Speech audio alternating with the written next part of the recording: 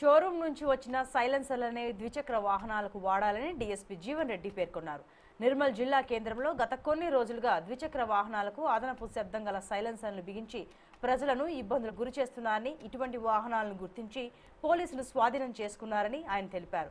స్వాధీనం చేసుకున్న సైలెన్సర్లను పట్టణంలోని శివాజీ చౌక్లో బుల్డోజర్తో తొక్కించి ధ్వంసం చేశారు.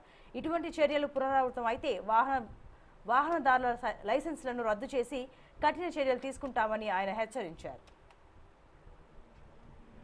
యువకులు వారి యొక్క మోటార్ సైకిళ్లకు ఐ సౌండ్ వచ్చే సైలెన్సర్లు బిగించడం లేదా ఫైరింగ్ సౌండ్ లేకపోతే బ్లాస్టింగ్ సౌండ్ ఇట్లా వివిధ రకాల సౌండ్స్ వచ్చే సైలెన్సర్లు బిగిస్తూ మళ్ళీ తిరుగుతూ నిర్మల్ టౌన్లో నిర్మల్ డివిజన్లో కొందరు పబ్లిక్ న్యూసెన్స్ క్రియేట్ చేయడం జరుగుతుంది.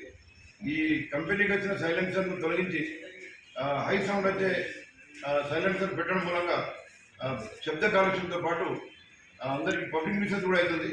కాబట్టి మేము ఇటీవల ఈ మా ట్రాఫిక్ ఎస్ఐ దేవేందర్ మరియు రాజశేఖర్ ఆధ్వర్యంలో ట్రాఫిక్ సిబ్బంది, నిర్మల్ టౌన్ సిఐ మల్లేష్ గారి ఆధ్వర్యంలో ఒక 100 వరకు ఈ కంపెనీ సైలెన్సర్ తొలగించి వేరే హై సౌండ్ వచ్చే సైలెన్సర్ పెట్టిన వాహనాలను స్వాధీనం చేసుకుని వాటి యొక్క సైలెన్సర్లను తొలగించి ఈరోజు శివాజీ చౌక్లో అవన్నీ ఆ సైలెన్సర్ అన్నింటినీ రోడ్ రోలర్తో డ్యామేజ్ చేయడం జరిగింది.